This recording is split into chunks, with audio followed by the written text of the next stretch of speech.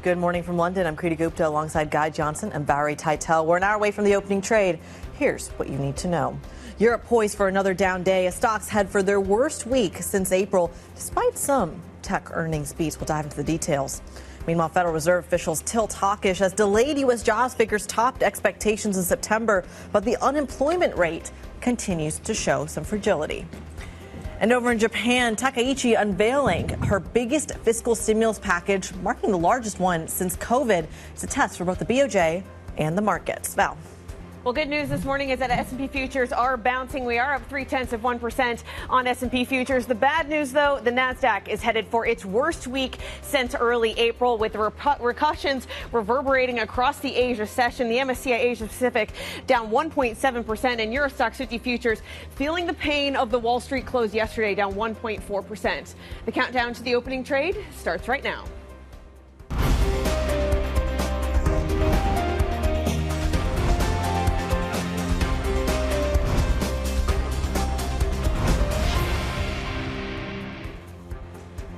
Friday morning, good morning. It ain't over yet. Looks like calm out there at the moment in terms of the price action, but boy, was the price action ugly yesterday. This time yesterday, we thought we were going to bounce. We thought Nvidia was going to deliver upside. Ultimately, it didn't. It delivered downside. You don't see reversals like you saw yesterday very, very often. This is ugly, ugly price action, Kriti.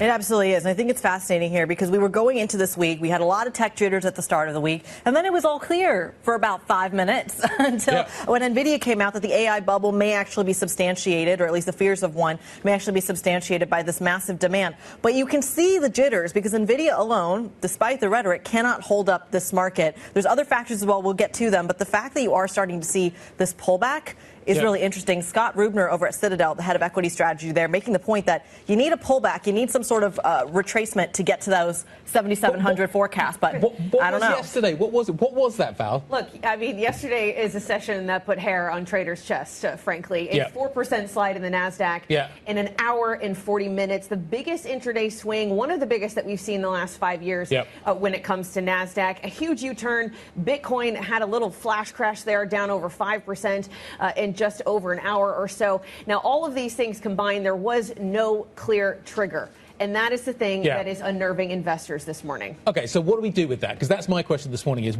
why did it happen yesterday? Was it just profit taking? That seems like a really kind of easy and obvious solution. Yeah, we're going to take some profits on the amazing gains that we made. More sellers than buyers? Yeah, is it precisely? Is it negative gamma? Is this a technical story? Because if it's more technical in terms of its setup and makeup, then maybe there's a reason to buy because this is just a clearing moment. Or is it something more fundamental, a fundamental review of the AI trade? So the absence of a trigger, the absence of an obvious trigger. We're going to try and pin some narratives this morning on this market. We will try. What was it? Because I think it really makes a difference as to what happens next. Look, a lot of people putting the attention on Bitcoin. The fact that we've now had 11 straight sessions of lower lows for the cryptocurrency. Did that lead the gains yesterday? Because look, Bitcoin has had a massive slides from all-time highs. But again, remember that flash crash that we had during the Trump tariff thing with China a few weeks ago?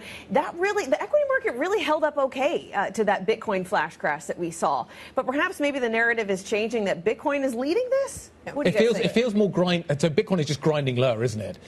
And there doesn't seem to be any respite from it.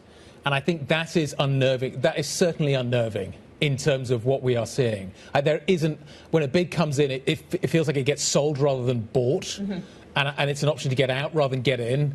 And that I just wonder whether that's just permeating other people's thinking in other asset classes as well. There's also, I thought Goldman put out some fund flow data that I thought was really interesting. We had talked about this yesterday with Carson Block as well, that now every person that can't actually short the market is hedging like crazy. So one of the takes that Goldman had is that, well, the put volume is so much higher now that everyone's bracing for it, that maybe that's the negative gamma story. Yeah. That's the negative gamma. If it's technical, then I think in some ways that's better. I can't work out if that's better or not, but it could be. It depends on how leveraged those CTAs are. Well, and precisely. How much they have to precisely. So, but there's also, I just think this is the ETF story as well, which is this kind of mechanical, massive flow that has been coming into this market, which kind of, as the market goes up, you have to keep buying, but as that reverses, does it kind of just become a self-fulfilling prophecy as well on the downside? So I think there's a lot of internal stuff happening here. You know, yesterday there were credit worries still out there. We had Blue Owl reversing that decision to merge some of these credit funds. Again, you see the some interview? influence with CLOs as well. CLOs have really underperformed. So these kind of things playing into the narrative, and we have to add on to that. You know, we did have this delayed non-farm payroll release, which at the very beginning we were rejoicing. Yes, there was a headline beat, 119,000 jobs. That was a beat versus estimates of 51. But late in the day, I feel like the attention was really on the rise of the unemployment rate. This is now the third straight month we've had a tick higher in the unemployment rate. It's at 4.4%, the highest in 4 years. And off the back of this, we had a lot of Fed speak. What did it show? There is no consensus on what to do in December. The Fed is fracturing. It does seem like the hawks are digging in their heels, and so are the doves. There are more hawks, though. Yeah. There appears to be more hawks. That cohort is growing. Michael Barr, Paulson, we had Bostic actually start to tilt dovish a few days ago as well. The consensus is getting bigger and bigger. And you had warned about this, actually, because there was that piece that Nick Timros had wrote from the Wall Street Journal that had talked about this. It didn't move the markets. And now you're starting to see a lot of these Fed governors actually show up there.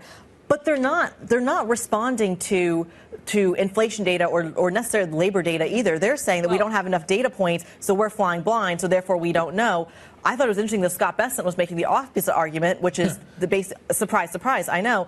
But he was making the case, basically, that if you are flying blind, well, previously history would suggest the Fed should cut in the face of that. Look, I thought there was two interesting things from all the Fed speak yesterday. One is that we had Lisa Cook warning on private credit valuations, also and warning financial on stability, interconnections in the financial system, even pointing an eye at hedge funds. They're over-levered in U.S. Treasuries. They're over-levered to this AI trade. We also heard from Paulson, who is not a voter this year. She's a voter in 2026. She had something to say about the jobs report, saying that the gains were in acyclical sectors such as healthcare. And to her, that is a precursor to a slowdown. So she was more focused on the, I guess, not on the headline beat, but on where it came from. And to her, it does not single strength. So perhaps she'll be a more of the dovish camp next year. Worth flagging, Stephen Myron. I think he's on surveillance a little bit later on today. That is going to be an interview you want to pay attention to. Do you just ignore Myron? I think you ignore him at your peril. I think you want to pay attention.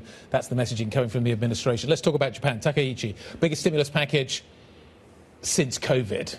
So that's where we are now, just in terms of how you want to think about what is going on in the world right now. You've got a long weekend coming up in Japan. Pay attention to that as well. There's talk this morning of stimulus. The last time we had a new leader coming in and delivering massive stimulus, was it Liz Truss? Do I go down that road? Should I go down that road? Some people are drawing those parallels. Some people are drawing those parallels. And you can see what's happening at the back end of the Japanese bond market over the last few days. This morning we're stabilizing. For how long? How fragile does that feel? We are going into a long weekend. Do you want to take risk off the table in some ways going into a long weekend in Japan and a weekend more broadly? So you just think more broadly about the price action there as well. But Japan is becoming worrying. You flagged the Saravelos piece this morning. There's a lot going on in Japan, and this underpins an awful lot of hedge fund trades as well in terms of the carry trade. You get big wobbles in Japan, the biggest bond market in the world. If people don't like this stimulus and worry about the debt loads and worry about whether or not it's going to deliver economic performance, then I think you've got a problem. Yeah, so in the last 5 sessions, we've seen those 40-year yields in Japan surpass record highs. They're up 13 basis points on the week. We've seen the yen weaken near 2% in tandem with those yields rising. That, again, is the EM price action that the UK suffered under Liz Truss. We're seeing it in Japan again. But I want to add another maybe macro complication to this, is now we're seeing governments continuing to spend, continuing to issue debt, and you have to tie this into the AI trade. We're seeing these hyperscalers also go into debt and issue bonds. How much debt can there be? There is a lot of supply of debt, perhaps, in the next 12 months. Yeah. Well, the other piece I'll say on the Japanese stimulus piece is a good chunk of that stimulus package is coming from oil and gas and fuel subsidies. And that's really crucial here because, of course, Japan is one of the biggest importers. It also sets you up for oil shocks. So if you see a massive move in the opposite direction in oil prices, the effect is then magnified in Japan. That just makes it much, much harder for the BOJ. There are questions as to whether or not she can actually deliver this much stimulus, just in terms of the tax receipts and all kinds of things. But there is... in the US as well, Trump's trying to send checks out to people.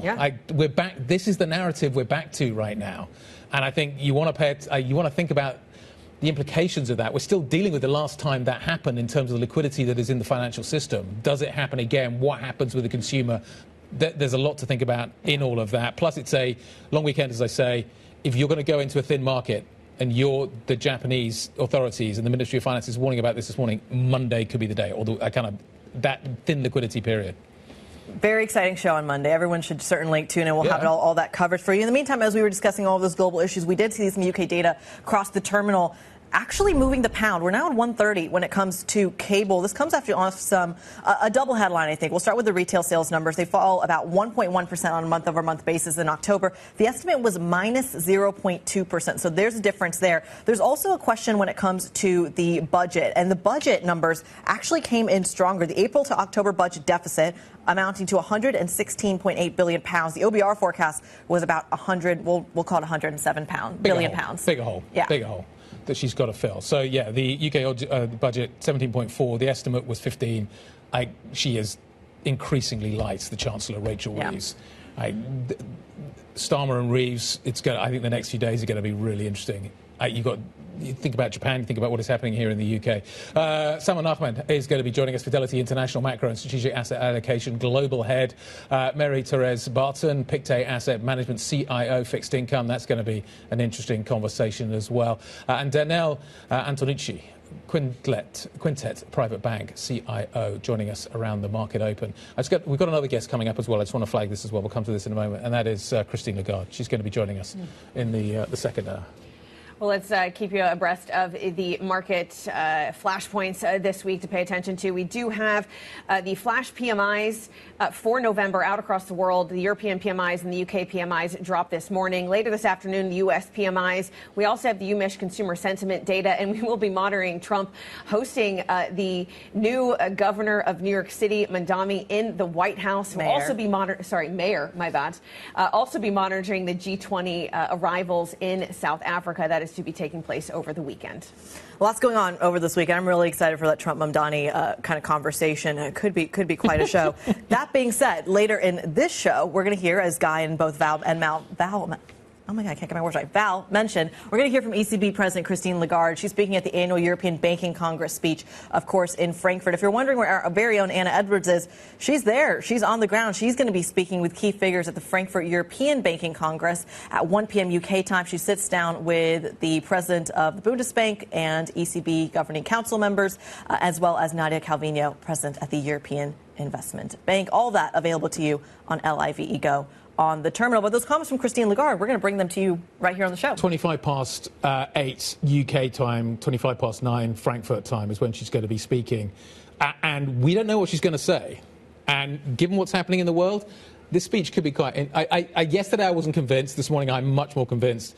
If you were Lagarde, this is an opportunity to say something about what you see in financial markets and kind of where you think financial markets need to be focusing their attention right now. Well, look, I mean, we've had the Bank of England warning on AI valuations, warning on private credit. Perhaps the ECB is the next to follow. Maybe they're seeing some cracks that they are not very comfortable with when it comes to the private credit market, and she has something to say about that. Lisa Cook yesterday, similar sort of comments coming through. What else do you need to know this Friday morning? Let's walk you through some of the other stories we need to focus on. Bloomberg has learned that Germany is pressing the European Union to strike a last-minute deal to let the UK access the bloc's massive defence fund before a deadline at the end of the month. The two sides are arguing over how much money the UK should pay to participate in the $150 billion fund. The Commission has slashed a $6.75 billion demand to $2 billion, but we're told that the figure is still well above where the UK wants it to be and is offering a few €100 million.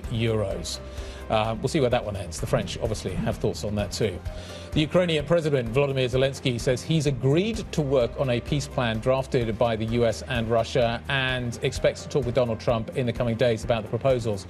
The markets are reacting to the first day of new US sanctions against Russian oil as well as Ukraine receives an official draft of the latest peace plan. So you've got oil down, defense stocks could move a lot at the get-go this morning as well, so keep an eye on names like Renk and Hensoldt. And US sanctions that come into effect today could have could leave, nearly 48 million barrels of Russian crude at sea. Dozens of tankers have been scrambling for alternative destinations as Indian refiners seek to replacement supplies and book oil tankers for cargoes from the Middle East. Coming up on the program, defense stocks call lower already. We're going to keep an eye on that sector, given all the news that Guy just laid out. That, of course, happening at the opening trade in about 45 minutes times. Plus, as we mentioned, ECB's Christine Lagarde due to deliver her keynote speech at the 35th Frankfurt European Banking Congress. Bring that to you live on the program. Up next, we go back to these markets, though. European futures indicated lower. A little bit of a catch-up trade from yesterday in the U.S. How much of this bleeds into next week? We'll discuss that coming up. If you have any questions of your own for us or for our guests, get involved in the conversation. IB plus BBTV Go is the function on your terminal. This is Bloomberg.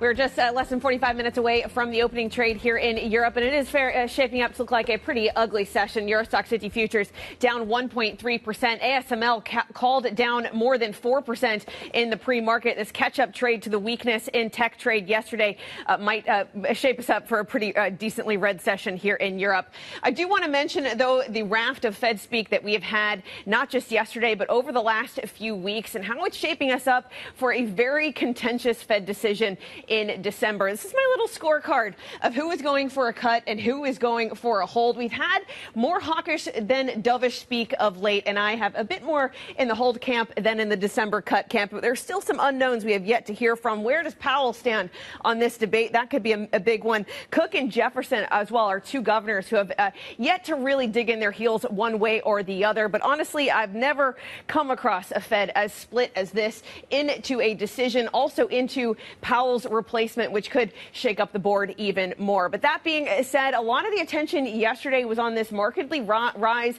in the unemployment rate. 3 straight months now we've seen a rise in the unemployment rate. We're at a 4.4% now, Guy. That's the highest in 4 years. Powell has previously said that 4.5 is a pain point for him. Does he assume that maybe we've gotten there, given he's not going to have the October NFP, he's not going to have the November NFP before they make that decision in December? I think that call in the labor market is going to be a big one from the Fed chair himself.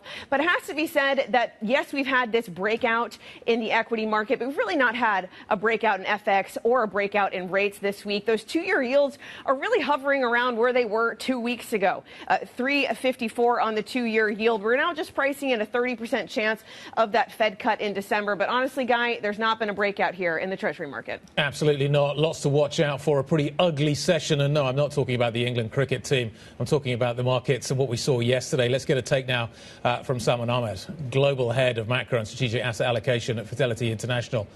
Good morning. Good morning. How are you? Oh, well. Feeling okay after yesterday? What did you make of yesterday? I think it reminds me of baseball. Oh, okay. Very lightning. Obviously, big turnaround. Very rare to see S&P going up, open at 1%, gap higher, and then gap lower. So I think, like last time we spoke, this was right after the gold shakedown. Yep. And I think that had put our antennas up that the market may start looking at pain points because the liquidity situation seems to be ebbing and flowing. Is crypto, how big a part of crypto playing in this? I think the crypto is a general canary in the coal mine. It has been bleeding for a while. Yeah. And on the AI worries, I can rattle multiple factors here, right? But I think the core one is, which I think is a genuine one when I speak to our analysts as well, is that all this digital infrastructure is great. We are going to get that spending, but it assumes constant software efficiency. If the software efficiency improves, you may not need such big physical infrastructure. I think that is a core underlying genuine worry, which I think clashes with valuations. But AI is a powerful technology. This theme is not going anywhere. So I think at this stage, we are taking it as a more of a positioning, change. And our mantra remains the same: diversify. You cannot be exposed to these very concentrated positions. But just building on the crypto arena, if the crypto sell-off and the drops that you're seeing there are in some way leading the macro markets, is that more a sentiment indicator, or is there an actual correlation here? Are portfolios actually exposed to the cryptocurrency? I would go with I think the former explanation. I think it's a broader sentiment and liquidity indicator. Because I think retail is very involved. Right, whereas institutional isn't, like a pension isn't, for example. Not to the same extent, right? And we can see it in our ETF flow numbers as well. The participation has been very stable for the last several months now. So we have a good anchor on, what kind of buying is happening. So institutional, yes, came in, but they are not like the biggest player and have not been expanding. So I think it's more about retail look, because obviously we know that in AI stock ownership, retail participation has gone up a lot as well. Sure. So I think that's where some of the signals are, and the bleed has been problematic. What about the monetary policy component to all of this? To what extent is this drop that we're seeing, or this change in sentiment that we're seeing, driven by the tone shift we seem to be detecting at the Federal Reserve? I think it's adding to it, but I would not put it as the core variable. Ultimately, the core variable is, do you believe in the AI boom or not? And I think valuations are aggressive. So why yesterday then? I think obviously we had the earnings from NVIDIA, which came through. It was strong earnings, and positioning is long. And the question already is that everybody is long. So where is the extra buying coming from? And I think it's more about that clash of liquidity and worries coming together and aggressive valuations. We are going to move in a period where seasonality turns very positive. So I think there's another way to look at it, is that this is a healthy correction to set you up for a better December. Are you involved in private credit, and what are you thinking of this recent retracement in the publicly traded Blue Owls, Apollos, Ares? They're down markedly, and a lot of jitters around Blue Owl trying to merge these two funds and trying to force a loss on an investor. Are these things that concern you, or do you think this is overblown? So I think if you are invested in private credit, I think for sure you have to be concerned. But I don't see it, and we don't see it as a systemic issue. Yes, we can argue what is the size of that problem. We get asked. I think nobody has a proper anchor on exactly what the size is. It's worrying in itself. Exactly, it's worrying in itself. But at the same time, the volatility mechanisms are very different. There's no mark-to-market there. The end investors can absorb that risk. There's not a lot of retail participation. There's not a lot of over-leveraged money, because you're not using bank deposits to finance this leverage. So I think if there's a problem, then the people who took the risk can absorb it. I think for me, the bigger issue is where most of the capital has gone, which is the AI story, and that's where I think the elephant in the room is that one still, not private credit to the same extent. So the elephant in the room, I guess, is how quickly we're going to be able to monetize this investment into these data centers. Precisely. How are you viewing that right now? What are you watching in order to watch that? Because we did have that surprise announcement from Walmart moving their main listing to the NASDAQ, which I thought might be a funny trigger to say that maybe Walmart won't be the biggest employer of the U.S. workforce. Maybe they're going to be using robots more in the next decade. Possibly. Obviously, those are big, important meta themes which are in play, but they're not going to happen in 1 quarter, 2 quarters. This is a big structural shift, and it will take time. Now, we have reached a point in the valuations where not the size of the change or the size of the structural change is important, the speed is also important. And I think that's where all the focus is, I want ROI now. And that's what the valuations are so demanding. And you can get the capex of 1 quarter, 2 quarter, but investors are saying, I want ROI, adoption rate, but also can this CapEx continue for the next 5 years if the technology changes, right? And that's where the worry is. But nothing actual has happened yet. If you look at actual numbers, they are still good. Yeah, I just wonder if there's like this one signal the market is waiting for, that yes, there is going to be some investment return on this. I don't know where it's going to come from, but perhaps all the fears we put to bed just by one company's announcement. Maybe. Like at the moment, it feels like we've gone from kind of sort of open enthusiasm to everything you need to treat skeptically. Doubting everything. So we're running from one side of the boat to the other. Anyway, Sam, nice to see you. Thanks very much indeed. Salman Ahmed, Global Head of Macro and Strategic Asset Allocation over at Fidelity. Up next, we're going to get back to that Japan story. We are paying attention to that. That is next. This is Bloomberg.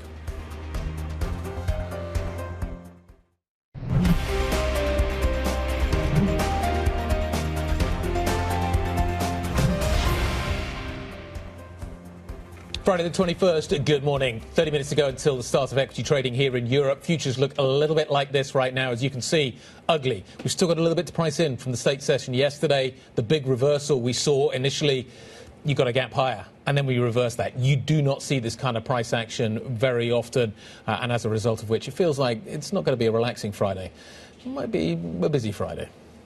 Absolutely. That is the equity picture. Is it related to the bond picture, though? It feels like there are two different narratives driving two very different asset classes, which in my head, I feel like should be related. Nevertheless, not much action in the bond market this morning, although slight indications that you are seeing a bid there. But again, we're looking at forward weight on the 10-year across the states. Not much action, but, stay tuned. That could change. Well, let's head to Japan. Japanese Prime Minister Sanae Takaichi's government has approved the largest round of extra spending since the pandemic. Funds will be deployed to address the frustrations of voters, but it's a package that may unsettle investors in scrutinizing the nation's finances. We bring in Bloomberg's Paul Jackson in Tokyo. Paul, thanks for joining us. Talk us through the details of this stimulus plan. Well, there's plenty of subsidies for those households struggling with the cost of living crunch. That's one of the things that the Prime Minister has been having to deal with. You've got to come up with a package that's big enough to give people something that looks like the government's doing more to help you, but at the same time keeping the overall cost down so that investors don't freak out and think that Sanae Takaichi is Japan's answer to Liz Truss. And if we're looking at this package, economists had worried that she might go over 20 trillion mark in terms of fresh spending. There's a lot of numbers out in this package today, but I think the key one is what's going to come from an extra budget, what has to be financed, what isn't scraped from other reserves and stuff, what is actually new. And that figure's 17.7 trillion, about $110 billion. So if you compare that to the 7% of GDP, that is a rough estimate of what Liz Truss came out with when she spooked markets, that would be equivalent to like 44 trillion yen. So 17.7 sounds quite a long way off that. So I think she's shown a little bit more restraint than you might have expected. It's still bigger than what they had to fund last year, but I think it's reasonably measured to balance the different objectives that she was seeking. In the run-up to this, though, we've seen big moves at the back end of the Japanese bond market. 30s, 40s have been moving aggressively. You've also seen a significant move, obviously, when it comes to the Japanese yen, dollar yen trading 157 right now. There is talk that this weekend could see intervention. We've got a Monday holiday. That's going to mean light markets. Is that the expectation now? Is that what everybody's preparing for? Well, I don't think it's a given, but I think that the risk is very clear. I certainly think palms will be getting a little sweatier, and sweat could be rolling down the foreheads of policymakers here if we get into in the 158s. We did have the last time Japan intervened in the market was before a long weekend as we got closer to the 160 zone. So let's look out, be on the lookout for that. I think one important thing here is that earlier in the week, the finance minister, Katayama, she was, at one point not even mentioning Forex after meeting the Bank of Japan governor. That was quite a surprise for investors, and that did encourage them to really push on the yen during this week. But today she came out all guns blazing, saying they would take appropriate action. That's the key phrase for get ready for intervention. And then she even mentioned the word intervention, which was quite unusual. So I think people do have to be on watch, but really it depends on the yen moving a bit closer to 160 before there's a move. All right, Bloomberg's Paul Jackson walking us through some of those dynamics in Japan. We thank you so much. We want to continue that conversation in just a moment. But before we do, let's talk about what's going on in Bitcoin, because in the last 5 seconds, this chart is incredible. We're seeing the cryptocurrency now at an 82,000 handle. And it went through 85. Yeah, this was the 85 trigger, essentially. Yeah. I know people have been talking about this as a very important level to watch. We have blown right through it. And let's just mention the backdrop to crypto. Yesterday, it really led the weakness in the equity market. It fell around 5% in a matter of hours in yesterday's session. This is really setting us up to be even a steeper price action than that of yesterday, what we were watching right here, blowing past 85 and now trading at 83. Where is the next level for Bitcoin? Looks like we bounced off 82. We're off. We've gone down and bounced up a little bit, but we've been through that 85 handle very quickly. If you're looking across Asset Launchpad, though, I'm still waiting to see it show up in other places. Where I am seeing the most direct relationship is a tick lower when it comes to the bond market. So maybe there is a little bit of some algos working there. We're going to keep you apprised of all of these market moves. Bitcoin seems to be the dog wagging the tail in this situation. Let's go right back to that bond market story. Marie-Therese Barton, CIO for Fixed Income over at Pictet Asset Management, joins us around the table. You've picked a fantastic day to join us. Here for all the action, clearly, on a Friday morning, nonetheless. Just walk us through your take on this bond market story. We're just hearing from our reporter in Tokyo, Paul Jackson, talking about this tension you're seeing between fiscal policy and monetary policy. It's not something that's Japan specific. You're seeing it in the U.S. You're seeing it right here in the U.K. The cost of living is going up everywhere. How do you trade that? Well, there's a lot of trading opportunities because what it does bring is volatility, and volatility on the curve, volatility at the front end as well. And we have seen that spike up in the MOVE index over the last few weeks as well.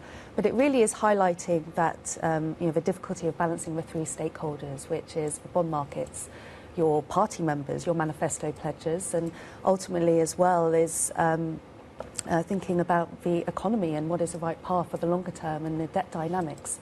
And we're seeing that in the UK, we're seeing this in France, we're seeing this across the board. Is there a ripple effect? Let's continue that world tour there. Like you said, we'll start with Japan. Is there a ripple effect to what you see in the JGB market into some of the digestion that you see in the European sovereign markets, or arguably in the treasuries as well? What's that connective tissue look like? Look, it is all connected. And it's something that our teams are looking, after a long period of not being actively trading JGBs, people are becoming JGB traders again. And I think we have to be understanding this connectivity across all the markets. But on the European case at the moment as well, I think that's gone a little bit quieter. But, with the credible pause by the ECB, inflation under control, I think what we're seeing there is actually pretty good for some of the periphery markets and more the carry markets. When you're looking at the market at the moment, we've seen a big breakout in the equity market of late, but it does seem like fixed income has been pretty sanguine. Do you see this as an opportunity to add to any of your positions, given your seat as CIO? So I think on the emerging fixed income side, we saw the SARB cutting interest rates yesterday, saw the ratings upgrade. We think that has further to run after one of the best periods in a decade in EM local markets. So that's an area of high conviction across teams and more broadly as well. I think at the moment, given what's priced in, very little priced in for a December cut, potentially there's an opportunity there. I think the data yesterday, after the longest government shutdown in history, is shining what a difficult period this is. It's higher unemployment rate, but actually better payrolls data. And we do think that with the data not being released until after the Fed meeting, there could be space for some of those hawks to be slightly more concerned by some of those revisions and the unemployment pickup. So you'd want to fade the December cut pricing, or is that something you want to be long? Yes. Oh, interesting. Yes. Okay. December on hold. Yeah. What comes after that, I think, is an interesting question. Are we going to see a series of cuts next year? There is growing concern on the FOMC about inflation. Is that going to be a problem? To what extent could that make life difficult for the next Fed chair coming in, who presumably will be under quite a lot of pressure to cut rates?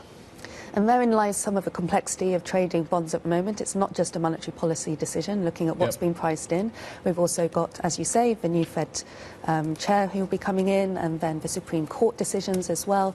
So the outcomes could be quite binary still in thinking about the market. So I think in general, the teams have actually been taking down their risk going into the end year. But we are still probably in the camp of 3 cuts next year. OK. The UK. Buy or sell gilts into the budget.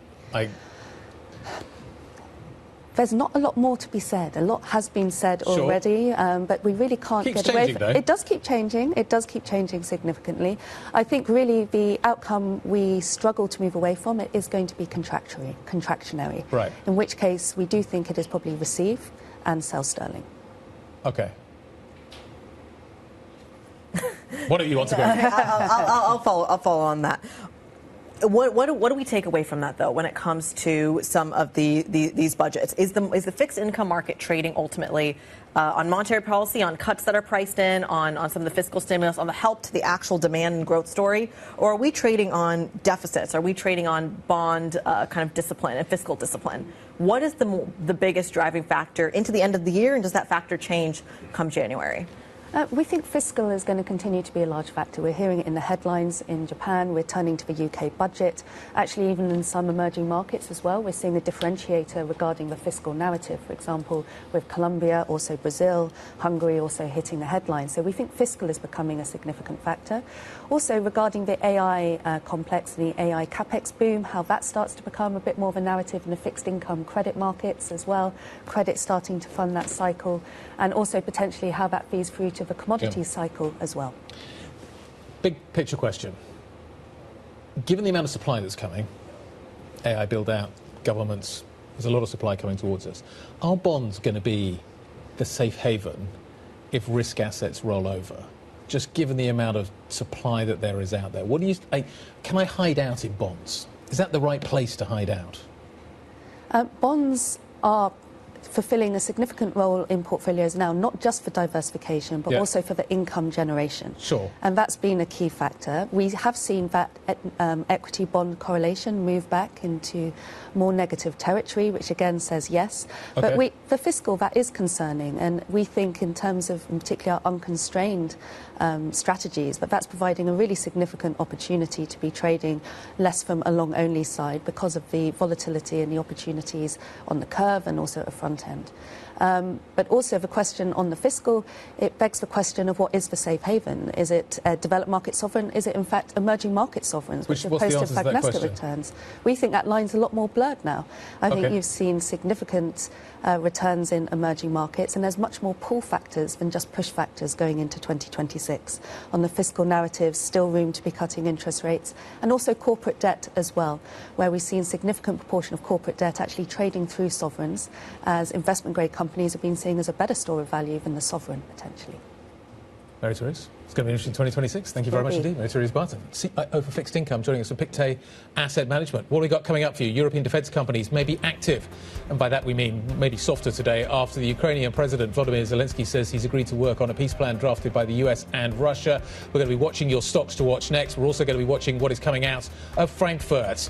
The European Banking Conference that we are watching so carefully in Frankfurt is about to kick off, as you can see. I'm assuming they're having coffee somewhere right now, kind of out of the room. They'll be in the room shortly. Kriti Lagarde is going to be speaking in less than an hour, and we will bring that speech to you live right here on Bloomberg.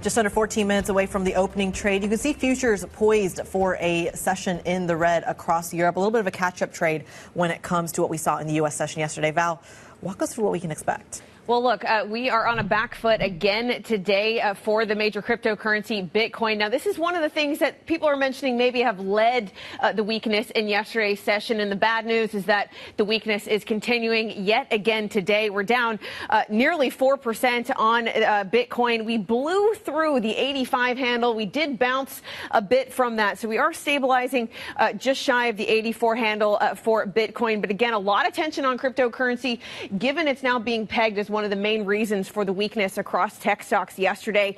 I do want to mention, though, there is a substantial weakness when it comes to momentum in the cryptocurrency. Listen to this statistic. I got it from our own Dan Curtis sitting there in the producer's studio. Bitcoin has hit a fresh new low for 11 straight sessions. 11 straight lower lows for Bitcoin is something we've never seen in the cryptocurrency. So momentum is really on a back foot. Is it really Bitcoin that needs to bounce in order to give us some solace to the wider tech trade? I did want to mention that even though we are seeing weakness in Bitcoin, NASDAQ futures are still in the green. We're still suffering from that massive slide of yesterday, down 2.5% on a two-day basis, but we are pointed higher again this morning. Guy? Yeah, you wonder whether 77, I think that was the kind of the low that we hit back a while ago, kind of middle of this year, around the kind of the Independence Day story, whether that's going to be kind of coming into view very, very soon. Yesterday, though, the price action was extraordinary. You see this massive initial bid that gets reversed towards the back end of the session in the US day. Scully Montgomery-Koenig from Bloomberg M Live joining us now around the table. Talk me through your view of the price action. The last 24 hours has been worth kind of one for the history books. Yeah, I mean, certainly. I think it all comes from a place of unease. It comes from the fact that you've got very high valuations. Yesterday, obviously, we got the labor market report for September. Now, that I don't think was particularly concerning. Yes, unemployment rate ticked up, but it was because of a rising participation rate, and that seems like it's unlikely to repeat. It's now very much a stale data print, so I don't think you can get a lot of signal from it. But the more worrying aspect of the labor market reports generally is that the November employment report, along with October payrolls, we won't get until after the December Fed. So that Fed meeting won't have that important information. And I think there was a bias within the market that those prints would come in on the dovish side. That made sense because you had the weakening that maybe looked more artificial than what was actually happening because of the shutdown in labor market data we'd expect. Yep. And so that dovishness isn't going to come through, and it means that you have some 8 basis points priced for December from the Fed. That can come out still, especially because you've had more hawkish Fed minutes. The skew of speeches certainly is leaning that direction, and so it means that the bias is for more of a sell-off in fixed income as that comes out, and certainly for equity markets to stay on shakier grounds, especially as we head into next week when we get more data. And you also have Thanksgiving, which I don't know about you, but as an investor, I wouldn't want to put on risk heading into that. I'd rather just enjoy it. Yeah. Enjoy your investments, enjoy the turkey, totally. Does it matter, though? Does it matter what the Federal Reserve is thinking or doing or what the effect is on the bond market if the bond market feels still fairly range-bound and the correlation between the bond market and everywhere else seems to be broken? Yeah, I mean, I think it depends on what kind of investor you are, right? If you're looking at day-to-day moves and you're worried about kind of short-term gyrations, then certainly it matters in terms of that December pricing. But further out, yeah, we're still looking at a terminal rate around 3%. That's been very firm. And I don't see anything in the next little while that really changes that if you're not having the data come in, because it's a question around neutral. There's nothing to tell you about neutral from kind of like retail sales on a monthly basis. So I think certainly if you're a longer-term investor, you can be reassured in the equity market by the fact that you've got monetary and fiscal easing into next year that may get more positive. And from a rates perspective, that terminal at 3% looks pretty firm. Well, given the market is so shaky, or feels shaky this morning, we have PMI data out across the globe, Europe and the U.S. Could that be something that maybe shifts the bar headed into this Friday? Yeah, I mean, European PMI data is expected to come in on the positive side in terms of composite being in expansionary territory. I wouldn't take a lot of signal from that, though, because it's relative, right? So when you had tariffs at very high levels post-Liberation Day, that's much more negative than now that we have a trade deal. I would also say from the PMI perspective that it doesn't help if you're not spending. So I think certainly there's still too much of a growth positive priced into the euro, and I think that needs to come out to its detriment. Are we paying attention to crypto too much? The price action this morning is extraordinary, but does it matter? Yeah, I mean, I think it's because you're already in an environment where people are worried about things, where valuations are high. Because of that, you're taking kind of any signal that you can, especially because the data is all over the place. Yeah. You're trying to look for places. And I think it is a relevant point that retail investors are very much invested in crypto. And so if you have sell-offs there, maybe then you need some deleveraging elsewhere. Maybe that means you get flows out of equities. But I think generally, I don't think there's a huge amount of value in what you see in crypto movements. The movements tend to be quite a lot larger. Yeah, the signal from it, because, you know, how do you value crypto, right? Like, what's the reasoning behind it? I can't really tell you, like, why we'd be down 10% one day and up 10% the other day beyond headline noise. And so the feed through to equities, for example, which are very much a growth-driven asset, doesn't seem clear-cut to me. All right. Skylar Montgomery-Koning from Bloomberg's Markets Live team joining us around the table on a variety of topics, trying to make sense of some of this price action. Let's go from the macro to the micro. Get our stocks to watch with Chloe Melly. Chloe. Good morning, Kriti. Let's keep an eye on defense stocks today after Zelenskyy said that he was willing to work on a peace plan that was drafted by the U.S. and Russia. So let's keep an eye on what that means for all of those names listed on the board here today. The key point of contention here is that this is a plan that could potentially grant a lot of Putin's wishes, including forcing Ukraine to give up quite large chunks of its territory and cap the size of its military. This is something that some of Ukraine's allies have sounded the alarm about, including the Greek Prime Minister, investor, saying that a lot of the points here were quite problematic. So let's definitely keep an eye on the defense sector today. It will be definitely in focus. Moving on to Ubisoft, a very different industry, but Ubisoft has finally released its earnings after delaying them on the same day that they were due just a few days ago. And it said that they had to restate their accounts because an auditor's review had found that they had miscategorized sales from a partnership, and that had also put Ubisoft in violation of some loan agreements. So we'll see what that means for the company today. It's already been seeing a lot of weakness in that stocks. It's dealt with a series of setbacks that are reflected in those shares today, and this restatement of accounts, this news about breaching of loan covenants is probably not going to be received very, very well by the market today. So let's keep an eye on that too. And finally, let's end with some M&A. And the FT reported that French telecom companies Orange, Bouygues and Free were exploring a new bid for SFR, for their rival SFR. So we'll be keeping an eye on those two listed ones today. This is a brand new bid after a 17 billion euro offer was rejected back in October. So we'll see what investors think about this brand new bid here. All right, thanks to our equities reporter, Chloe Melly, walking us through the stocks to watch. Just 6 minutes to go to the cash equity open here in Europe. And if you're looking at Euro Stoxx 50 futures, it's not going to be a pretty open. We're down 1.7%. Yeah. I do want to mention we have just now flipped into the red just very slightly on S&P E-minis. We're down less than 0.1%. But NASDAQ futures down 0.25%. It's not session lows, but perhaps the weakness that we've seen in the last 15 minutes from Bitcoin could be translating to the broader market. There's no dip buying, is there? Like nobody's stepping in and... Not you on your phone? No, not yet. There's nobody at this point in time. So where do we go from here? What is the stabilizing factor that comes through for this market?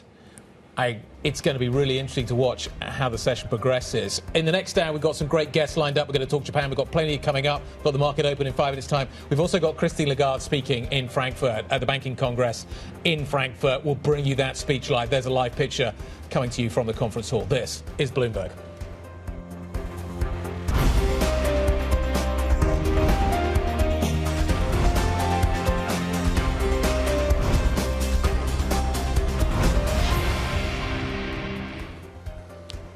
Morning, Friday morning. This is going to be fun. It's one you're going to want to pay attention to. Yesterday's session was extraordinary. So let's just talk about yesterday because it kind of sets us up for today.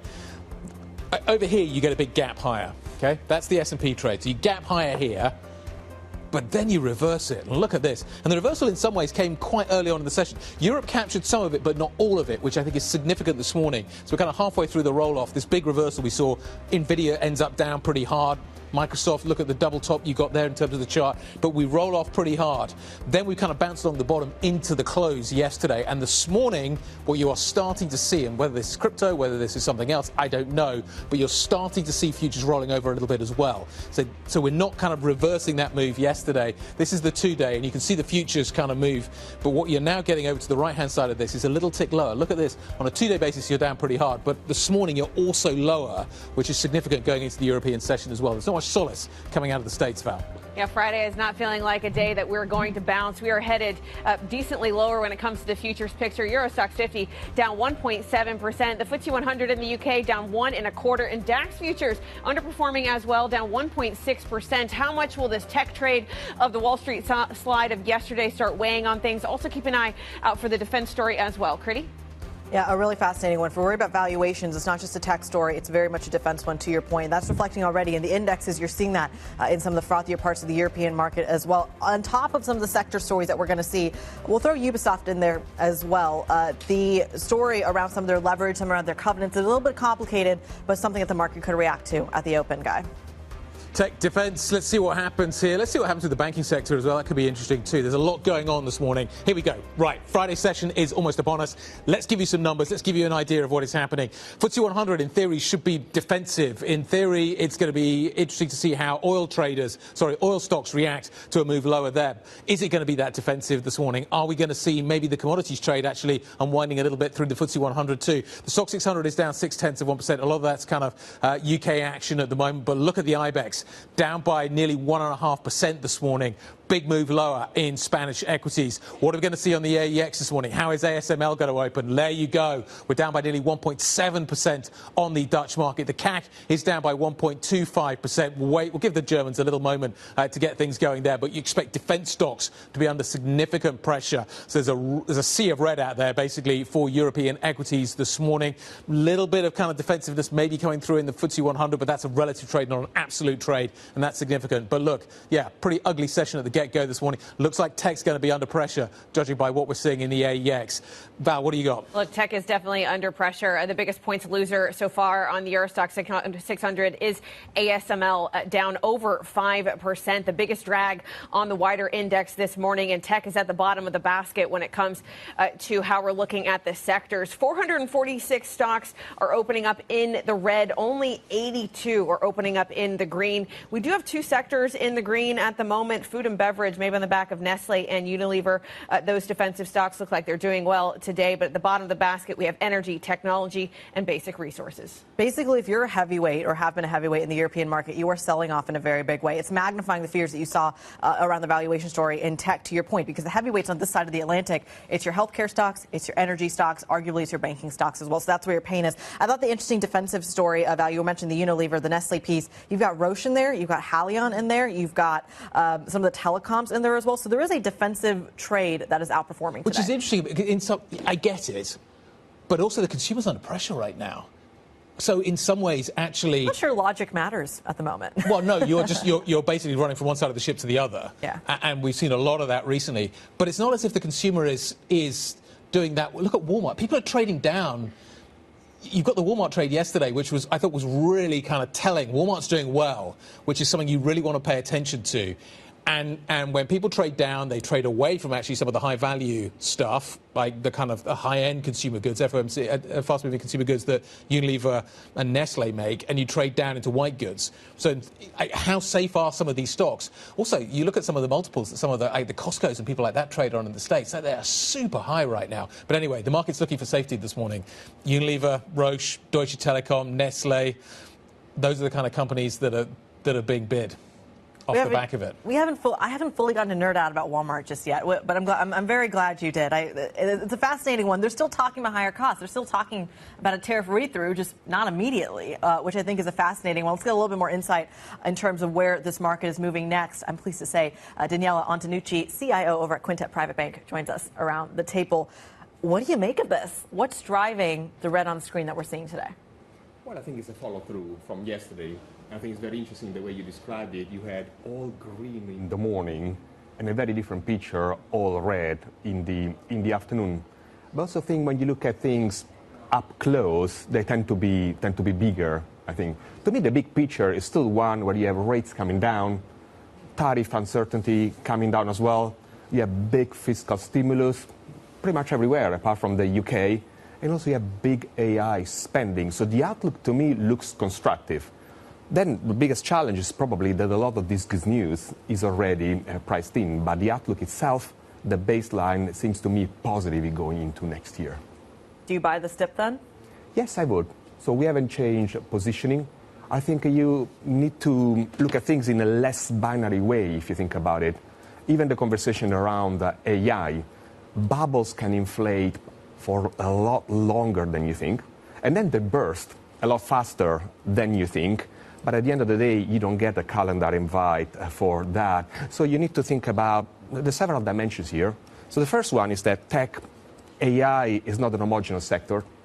I think the smaller, weaker, less profitable, more indebted names, if you look at the range of outcomes, yes, they are towards the frothy end of the spectrum. But the larger hyperscalers, the obvious competitor is the dot-com period. That I think is very different, right? You have strong earnings growth. It wasn't rewarded, NVIDIA, but you still have strong earnings growth. Valuations on the demanded side, you could say, but not as demanding as back then. And so far, a lot of the spending, rather than via mispriced debt, has been financed via free cash flow. So very, very different, and we do buy those. Okay, so you're looking at tech companies who aren't necessarily using debt financing at the moment. Is that correct? You want ones that still have that steady free cash flow that aren't necessarily tapping these credit markets like the hyperscalers have? We look at any company in this way. We look at companies that produce mission-critical products and services that you cannot do without, try to live without your Microsoft Mobile or whatever application. Yes, we look at the debt picture as well. We look at earnings prospects, and I think they are strong. And there's one thing that we have learned is that we tend to overestimate the near-term impact of things, the 1 to 2 years, but also we underestimate the 10-year out picture. Yeah. So Daniele, when you're looking at buying the dip here, does the move in cryptocurrency that's extended this morning unnerve you somewhat? Is that a barometer for how you think risk is going to trade? That is kind of the riskier part of the spectrum, if you think about it. Whether it is hedging your NASDAQ exposure, we'll see. So there could be a lot of dynamics. I think when it comes to that, this is a healthy correction. This is likely to reset. To me, after the holiday period, the Thanksgiving, will provide opportunities. But the important thing is that our strategy is one that sticks to the plan. Unless Feds fundamentally change, we stay invested. I think investors should be exposed to AI, but in a diversified manner. For example, if you look at global equities, the US is 2/3 of the total. We don't do that. We are more like closer to 50% and have reallocated to other sectors, to other markets, because we want to be exposed, Valerie, to return opportunities wherever we can find them and to mitigate risks wherever they come from. Are you hedging at all? Yes, we do. How? We hedge in 2 ways. So the first way, when you think about equities, we use options. Yep. You should think of it like an insurance policy. How far out are you taking those options? We can roll them, but now it goes through year end and You're into not doing long term. and into the new. No, 1 year out. You're doing sometimes we do. We could do 3, 6 months, 1 year out as well. But like any insurance, think for yourself when you get out of your home to come to work, how much you are prepared to pay to be insured against each and every risk. Half of your salary, 2/3 of your salary, all of it. So these things have a cost. You pay a premium for that, but that's one way to hedge. The other thing we hedge is the currency. That has changed very much in our strategy. We used to buy US equities unhedged for the most part, but now nearly half is hedged because the view that I have is that the dollar is likely to weaken further next year. We're European investors or sterling investors, and so when you translate those gains, you tend to lose quite a bit. What do you think of valuations right now? Are you comfortable with valuations, kind of CAPE indexes? Like, I hear a lot of people talking about the fact that we are at historical highs. Does that not give you pause for thought? So first of all, when you think about valuations, this is not your timing, not your day-to-day. Sure. If you look at forward earnings 1 year out, you have lots of years with demanding valuations and bad performance, but also as many years with demanding valuations and really good performance. So the strategy of crystallizing a loss in the portfolio to get back in at a higher level, who knows when, it's not a particularly winning strategy to me. We look at valuation, it's a risk. Before I mentioned that a risk to the outlook is what's priced in. It's not just equity valuations, by the way. Gold has been surging. Sure, everything has. That's another example. But there are, within equities, markets where you see more value. For example, tactically, we're reallocated for some time to emerging markets. That's a value trade. Yep. Europe, I would describe valuations as maybe average relative to their own history, but compared to the US, still attractive. That is another area where we have been reallocated. So you need to think more about this strategy of portfolio diversification as opposed to valuation standalone. Daniele, given your bullish backdrop, is what we're seeing in private credit worrying you at all? The fact that it's an opaque sector, it hasn't gone through a slowdown before. We saw Blue Owl trying to merge these two funds and force a loss on these investors. They've recently reversed that. Is there anything that would concern you that this could turn into something maybe you needed to hedge against, or maybe in the future would make you less bullish on the U.S. mega-cap tech trade? I would describe my outlook as constructive as opposed to bullish. The reason why we are already exposed to that, I don't think I would increase my exposure to the U.S.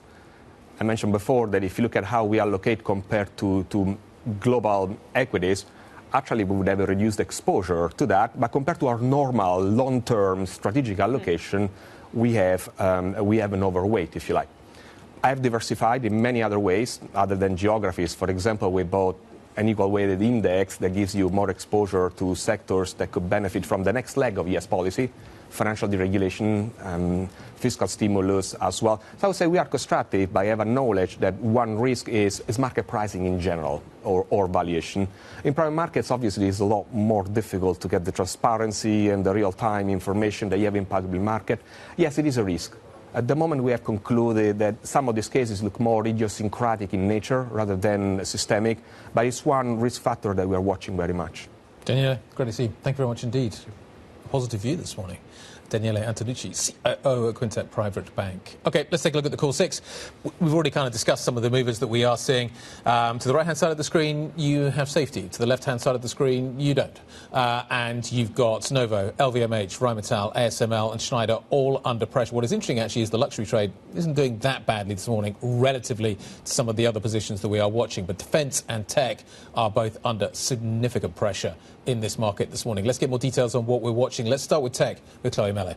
Good morning, guys. So, yes, we have got a wall of red across those AI-related, tech-related names today as concerns over lofty valuations over whether or not this really heavy spending on AI will pay off are now back. We had a little bit of a relief yesterday after NVIDIA's earnings and the really upbeat forecast that we had that really drove those shares in that sector forward. But now it seems that the market has changed its mind again about the potential for this AI bubble, and we are back down. And we can see, in particular, ASML is down 4.6% this morning on the back of that. It is the one that is seeing the worst downward move there, but we are seeing really this wall of red across that AI-related sector. Moving on to defense, and we have got the same, also a wall of red there, and that is after Zelenskiy said he was willing to work on a peace plan that was put forward by the US and Russia. This is a peace plan that looks to be given into a lot of Putin's demands, including demanding Ukraine cap the size of its military. But the fact that there is the prospect of peace there is dragging down those shares across the defense sector. Babcock is also down because they reported earnings that disappointed a little bit this morning. So we have got a double whammy there for that UK defence company, but we can see across the board we are down for that defence industry. Moving on to ASOS, and ASOS is also down this morning. The retailer reported a profit that was, well, a loss actually, that was wider than expected. And moving on to CTS Eventim, which is a company that sells concert tickets. The profit growth came in ahead of expectations. They also appointed a new CFO, and that ends some of the uncertainty around the leadership moving forward for CTS. And so we are up quite significantly this morning for that company. We're up 5.5% there. Chloe Mele from our equities team walking us through some stocks on the move this morning. Coming up next, we'll turn our attention to Bitcoin and cryptocurrencies, continuing their tumble to multi-month lows amid a broad flight from risk assets. More on that next. This is Bloomberg.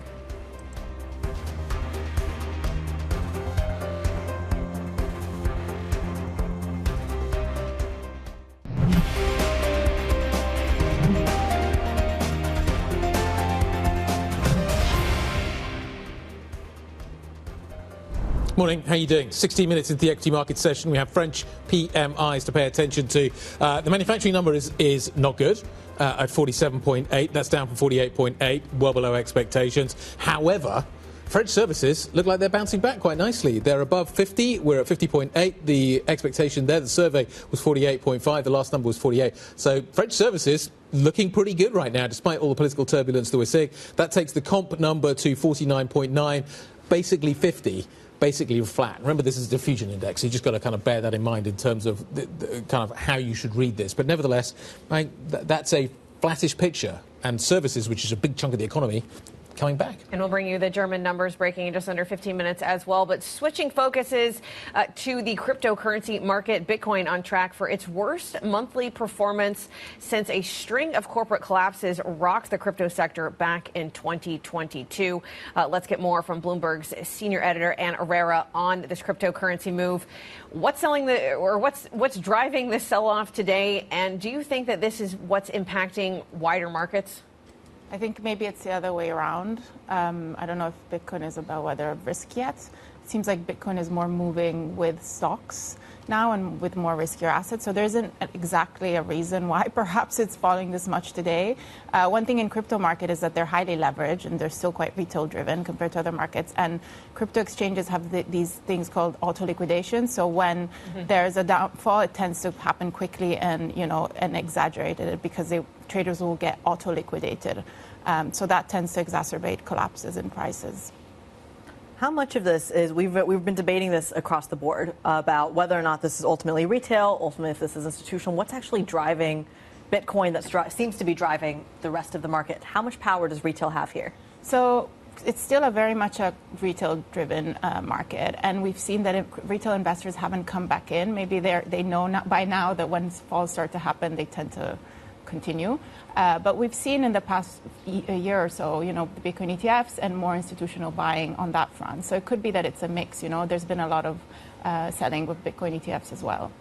All right, Bloomberg's Anna Herrera walking us through some of this price action that we're seeing. Who knew that this global sell-off that we're seeing would start off with cryptocurrency? I don't know if I could make that case about 5 years ago. We're also, of course, monitoring the FX space and the bond markets as well. Some of them may be taking their cue from crypto. Others may be taking their cue from what's going on the other side of the world. Japanese Prime Minister Takaichi's government has approved the largest round of extra spending since the pandemic. Funds looking to be deployed to address the frustrations of voters. But it's a package that could unsettle investors that are looking at the nation's finances. Let's get a little bit more insight here. Zuhair Khan, Senior Portfolio Manager over at UBP Investments, joins the program. Zuhair, just how much trouble is Governor Ueda's hiking ambitions in the face of this fiscal stimulus? Well, I would hope that he would still hike. I mean, the expectation is he won't hike in December and that he most likely will hike in January. I think inflation is a problem in Japan. I think interest rates are too low behind the curve. Earlier when there was a lot of uncertainty around Trump tariffs and the effect of the tariffs, I think it was sensible to wait. But I think that's, settled down as much as you can imagine things can settle down with Trump in charge of tariffs. So I think it would be better if he does hike sooner rather than later. And his not hiking is a big part of the reason for the weak yen, and that is adding to inflation troubles in Japan because food and energy are imported and they have a big impact on inflation. So I think the case for hiking is much stronger than the case for not hiking. Okay. What about the case for intervention? Are we going to see that? Is that what's going to happen this weekend? Long weekend coming up, perfect time, some would argue, for getting into the market. Absolutely. I mean, in reality, I think intervention only has a very short-term impact. It's very difficult for the government to have an intervention of a scale that has anything more than a temporary impact, right? Unless it's sort of coordinated, let's say, with the U.S. But that's not likely to happen. They may do it just to tell people this isn't a one-way trade. But I'll say one other thing. What's interesting is that although Takaichi put out a rather large package, but if you look at the longer-term Japanese government bond yields, actually, they've come down a bit. They went up a lot in anticipation of the supplementary budget announcement, and they've actually come down a bit once it was announced. So I think it wasn't as bad or as large a package as people expected. So, yeah, there'll probably be the intervention, or I shouldn't say there probably will be an intervention. I don't think you can rule it out. Given the low liquidity, that's when you would want to intervene if you were going to do it. But Zuhair, do you not see, at least on the week, if we take a step back, we've seen the yen weaken near 2%, and we've seen those 40-year JGBs, breach record highs. They're up around 13 basis points still on the week. That kind of asset correlation isn't necessarily something that would soothe investors' worries about a possible sell Japan trade somehow igniting if we get weakness in treasuries and maybe even weakness in gilts after next week's budget announcement. Is that kind of price action making you rethink some of your allocations? No, so I think a sell Japan trade would be quite mistaken. I mean, first of all, Japan's government debt to GDP has actually been going down, and this has been helped by inflation, right? So that's the one place where inflation has been good. Inflation has been high, and it's inflating away a meaningful amount of the debt. So I don't think the effect is as negative as it should be. The second thing is Japan's problem is not that the government overspends, it's that they actually undercollect on taxes. A lot of Japanese pay very low or little taxes. If you're a salaried employee earning a high income, yes, you pay very high marginal taxes, but the average Japanese doesn't pay very much in taxes. And then Japanese small businesses and all, I mean, they take write-offs on everything and end up paying very little in taxes, and they sort of put every expense they can into the corporate account. So Japan has more of a tax collection problem. And then as a nation, Japan is the world's largest net creditor nation, and it produces a net surplus every year. So they're lending more to the rest of the world every year. So Japan as a country can't go bankrupt. All it means is they're going to need to tax the Japanese people a bit more in certain ways, especially wealthier Japanese. Is there any risk of a Liz Truss moment in Japan? I think it's unlikely.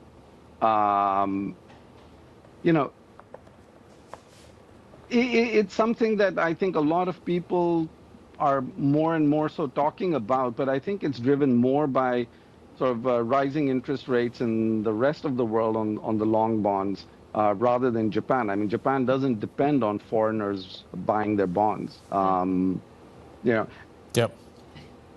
It's something the government can control. It's just they don't have the political will to do it. Okay, maybe they'll develop that political will. Zuhair, thanks very much indeed. Zuhair Khan, Senior Portfolio Manager at UBP Investments, joining us out of Tokyo. Head of a long weekend in Tokyo. An interesting weekend, potentially, in Tokyo. I want to pay attention to what is happening in Frankfurt now. We are about to hear from Christine Lagarde, the ECB president. She is about to be introduced. She will be on stage momentarily. What I think is interesting this morning is that the euro has been steadily climbing throughout the session. Now, I don't think this is in any way related to what Christine Lagarde has been saying, but I just want to highlight as well that if you are a euro investor, year to date, you are now negative in terms of your performance on the S&P. So you're down by 0.3%. Well, does that say more about FX or what's going on in the equity market? I think both. I think, to be honest, I think European equity markets have been outperforming, which I think is fascinating. They're definitely outperforming in local currency terms. It was interesting. Our guest before last, was talking about the fact that they're currency hedging their US portfolio now because of potentially this kind of risk. But the euro, I don't think Lagarde's changing strategy at this point in time. Is that all she's got to do? Nobody feels very interested in the ECB at the moment. You just sit back, deliver policy as it is, and keep going, and kind of the movement's going to come elsewhere. Yeah, I mean, at least when it comes to the ECB, really no economists are expecting major moves in the next 12 months. You even look at that in the front end rate pricing as well. Clearly, the focus is more on the Fed, the fractures there, potential intervention out in Japan, causing the move in FX rather than any catalyst really coming here from Europe. But we are monitoring the PMIs. Those German figures are out in less than 4 minutes. Yeah, it's a fascinating one, though, and I think one of the conversations, let's just kind of connect every single thing that we've been talking about this morning. We started off this morning talking about Japan, the BOE. We just had that conversation with Zuhair Khan as well. The through line, at least to me, seems to be that we're positioning for an economy and we're positioning for a market that is not going to change in terms of the geopolitics and the inflationary shocks, that the tariff read-through has largely priced in. Now it's more of a fiscal growth story. You're seeing that in Japan. You're seeing that at least in some of the indications coming out of the ECB, and potentially something that could be reinforced in just a moment. There's a question here, though, about is fiscal stimulus inflationary, or is fiscal stimulus prolonging some of the weakness that you're seeing in other parts of the market? And that's the conversation happening in the States as well. Absolutely. And you've got the midterms coming up as well, and this kind of need maybe to deal with inflation, which is clearly a political concern. But on the other hand, the Trump administration wants to put money into people's pockets, which will potentially help deal with the inflation, i.e. pay for it, but also potentially prolong it. So I think there's all kinds of sort of concerns around that.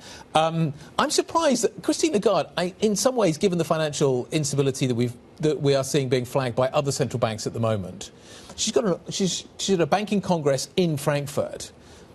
I'm surprised that there's not a few more lines in here. I haven't read through the speech fully yet. There's a few more lines in here. Just got a warning about some of the risks out there that people like Lisa Cook are flagging, and also the Bank of England has been flagging. She's not. That doesn't seem to be a big concern for the ECB at the moment, the financial instability story that other central banks clearly are becoming more alert to. Yeah, right and those now. two things are AI valuations, what a possible derating in these companies could mean, reverberations in the financial system, and then the other big fly in the ointment is private credit, frankly. We've had the Bank of England say some pretty strong things about the topic. They're monitoring it. Yeah, I know the market necessarily isn't as big here in Europe, but the insurers are definitely involved in U.S. private credit. There's no obvious line of sight that central bankers normally have. I'll argue the opposite of what you said, because I agree with Guy here. There is no insight, and yes, it is a smaller market, but it is still your primary financing market, whereas you can look at the public markets for cracks, the repo funding pressures, et cetera. In the States, you do that in the same way. Some of these financing lines that are coming from the Apollos, the KKRs, the Premiers of the world,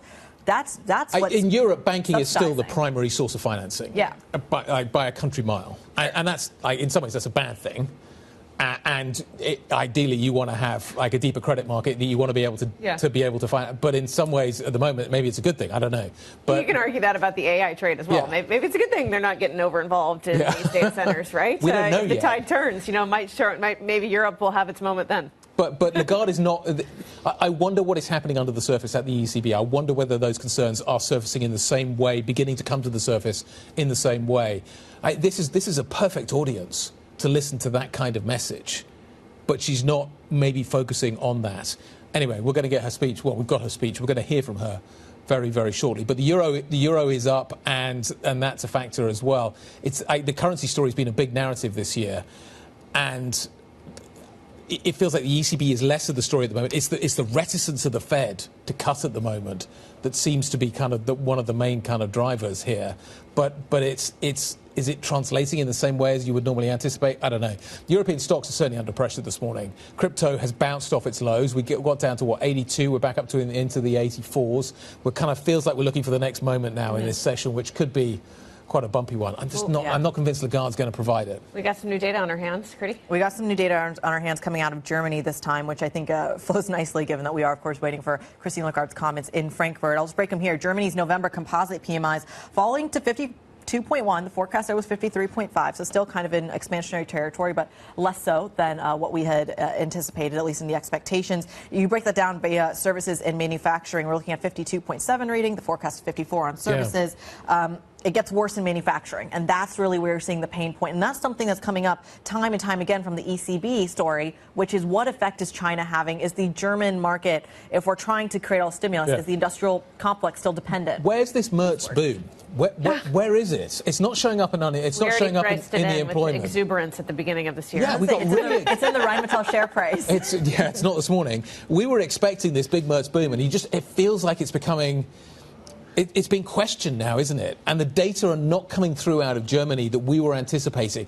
It feels like it's being pushed to the right in terms of when this stimulus starts to have an effect on the German economy, because it's not showing up at the moment. The manufacturing numbers are weaker than anticipated. The services number still above 50, but weaker than anticipated. Yeah. The frustration is growing that this is not. It's not a reality yet for the German economy, and this was meant to be this kind of economic driver that we've been waiting for to kind of kick into gear.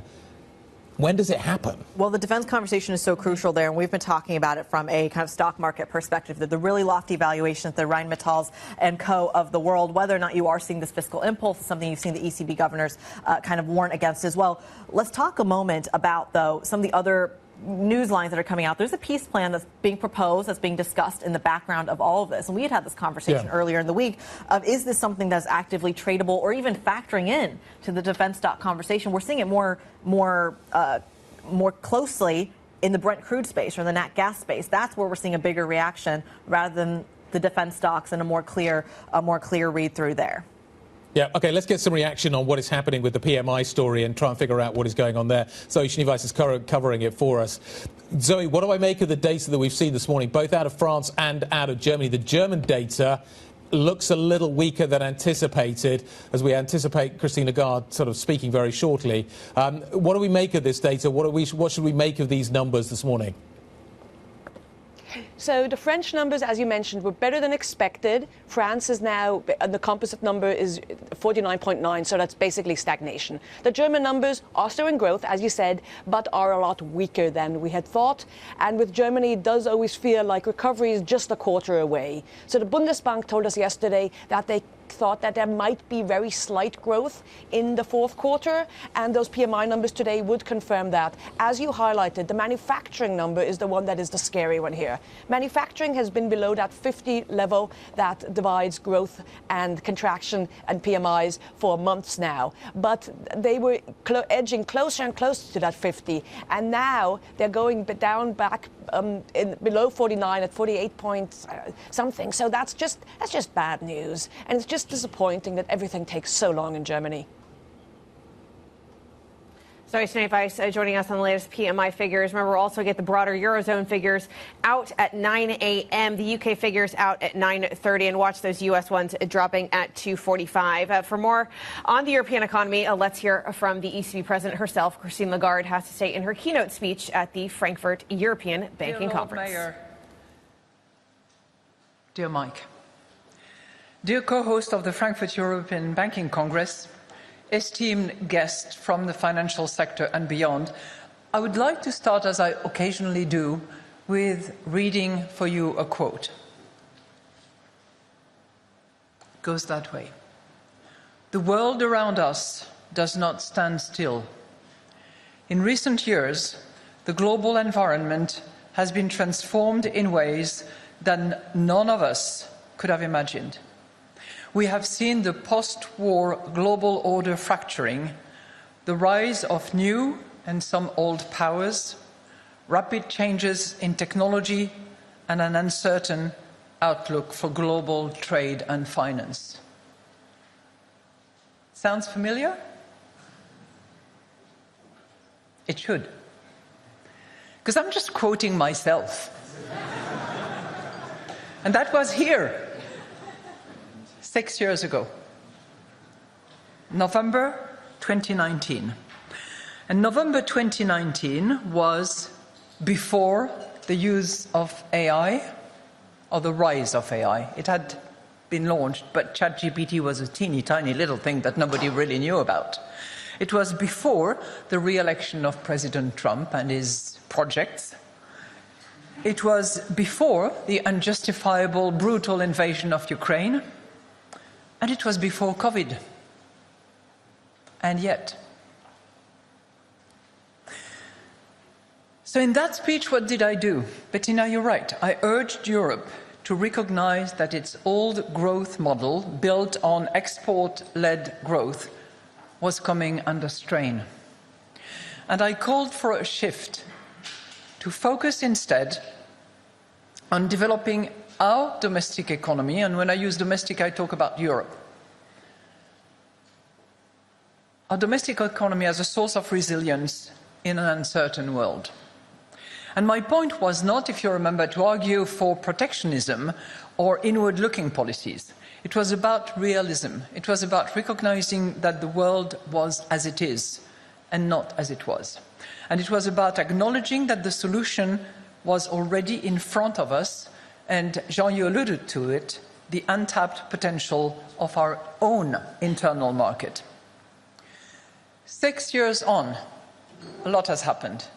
But the diagnosis that we had back in 2019 has become just clearer, stronger, and more urgent. Europe has become more vulnerable, also due to our blatant dependency on third countries for our security and for the supply of critical raw materials.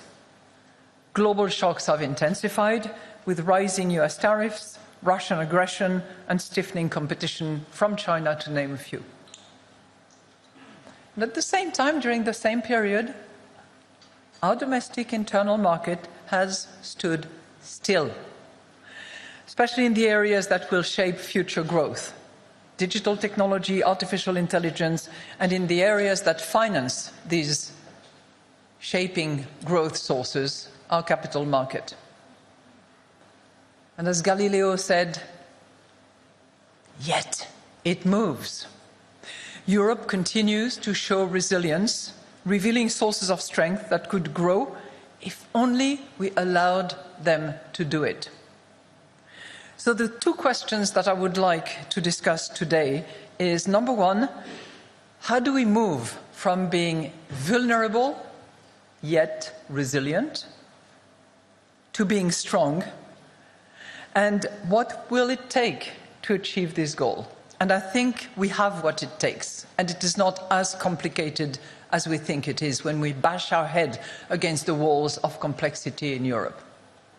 More on that later. So let's look at the vulnerabilities that you all know about, but I'm going to try to give you some specific examples so that it gives credit to the ECB research and our staff, which is working hard on those issues.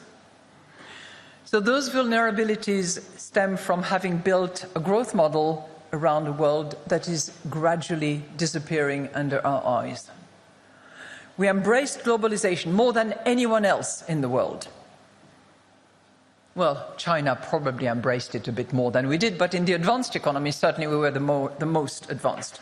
In the 2 decades before the pandemic, external trade as a share of GDP almost doubled in the European Union.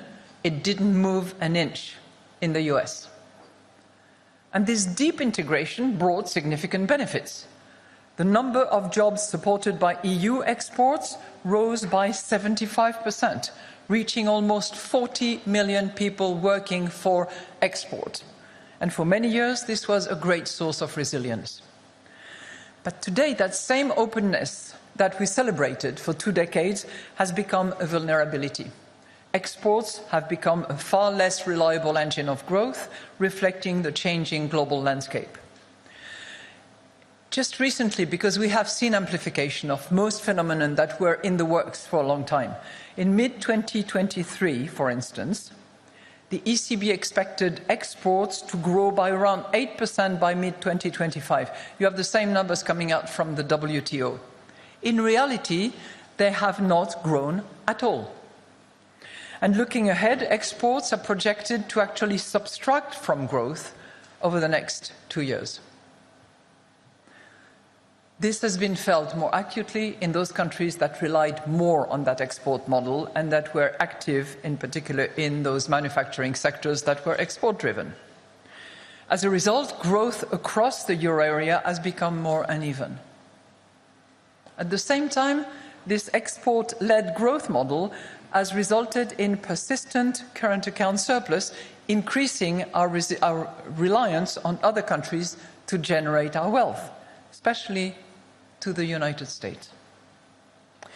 Euro area residents hold nearly 10% of their total equity portfolio investment in US stocks, totaling $6.5 trillion.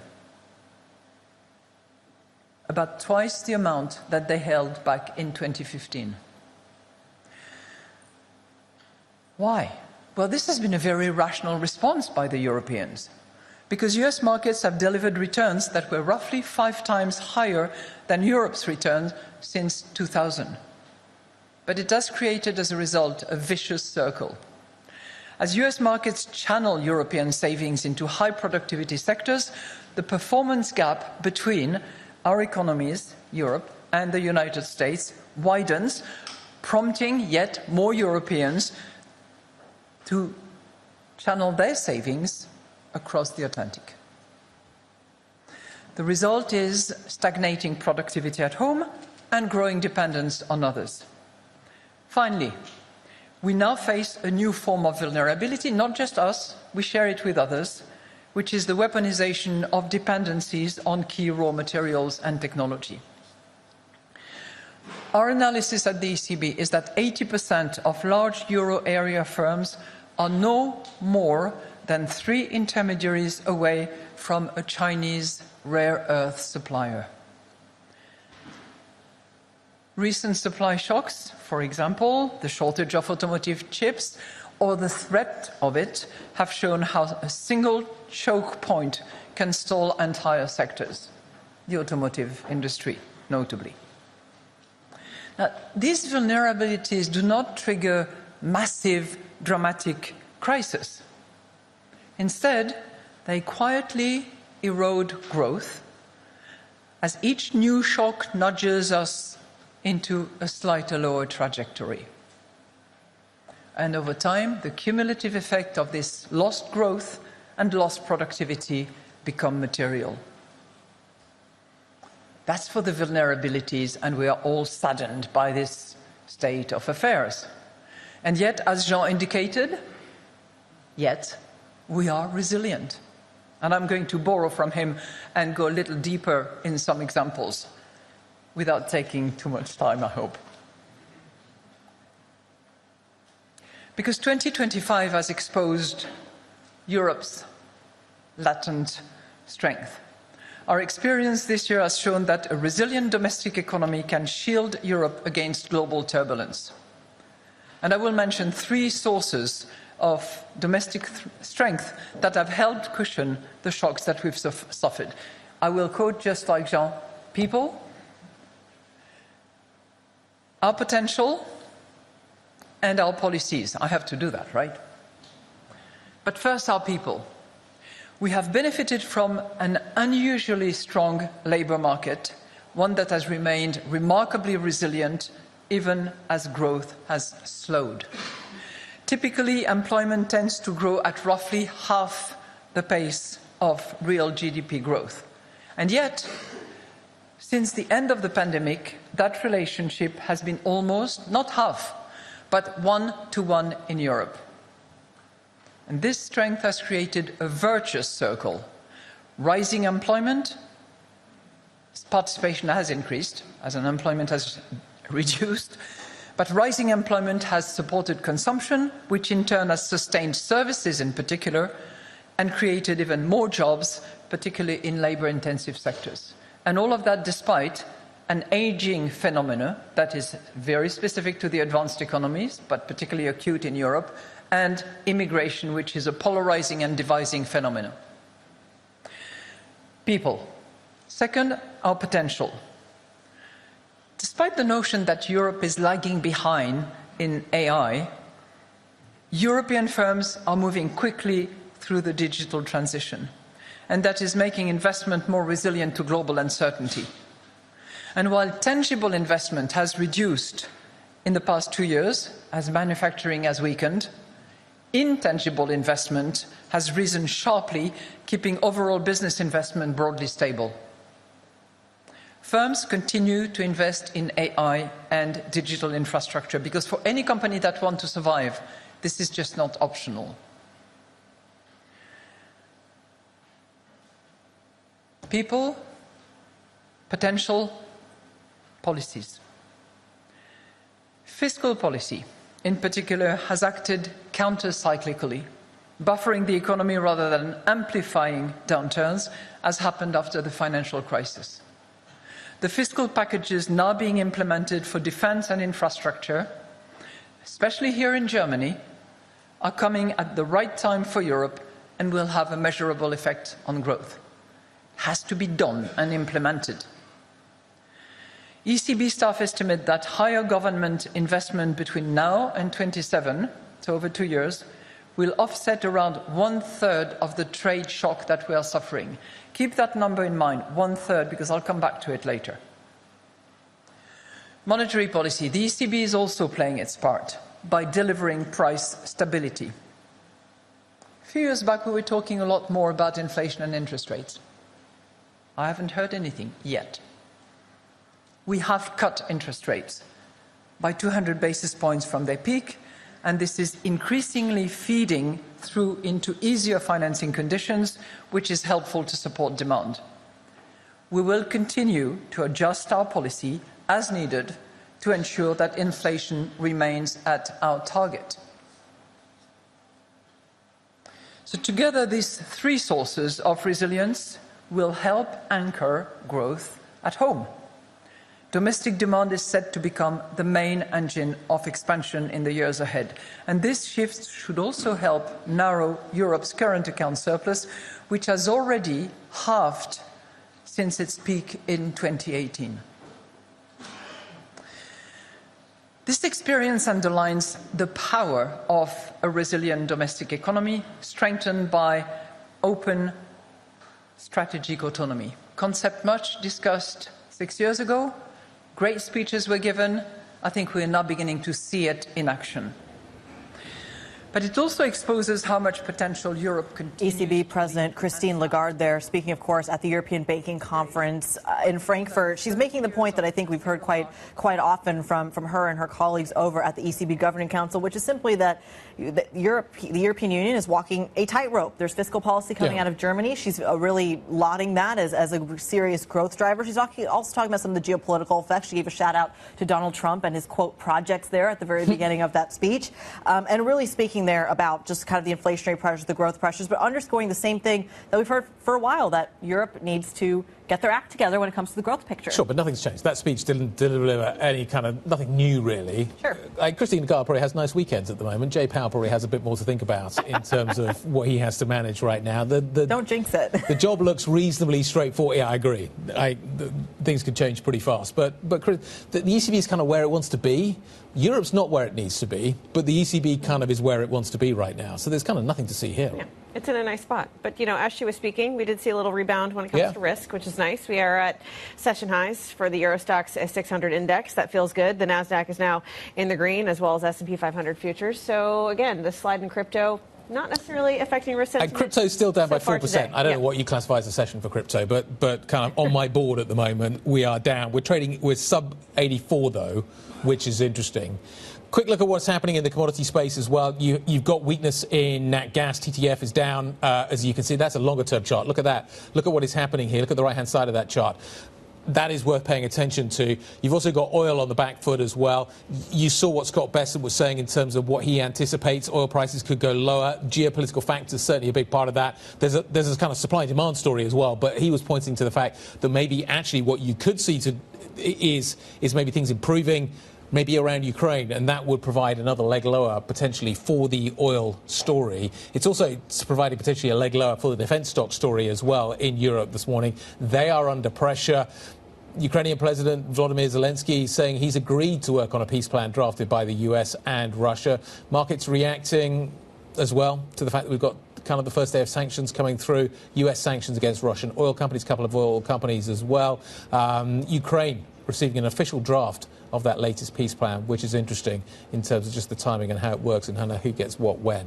Anyway, Chief Europe Correspondent Ollie Crook joins us now to give us a take on what is happening here. Just walk us through. You've got kind of a very measured response by the Ukrainians to this proposal that potentially would force the Ukrainians to cede ground. What do we make of it? I feel like we've been here before, Ollie. And maybe the kind of the Ukrainians are just kind of playing it cool at the moment, waiting to see how it actually becomes, what becomes reality. Yeah, there are a couple of points to make here. The first is that the way that Zelensky now knows how to deal with Donald Trump is that when Donald Trump says jump, he says how high. He basically never wants to be perceived as being the impediment to a peace plan with the Russians, never wants to be seen as going against any kind of U.S. proposal. So as the United States puts something on the table, Zelensky will sit at that table and have a discussion with the United States. Unfortunately for President Zelensky, what the Americans have put on the table is this 28-point plan. We've seen this, a copy of this plan. It's published on Axios. I believe we're going to have it out on the terminal pretty soon.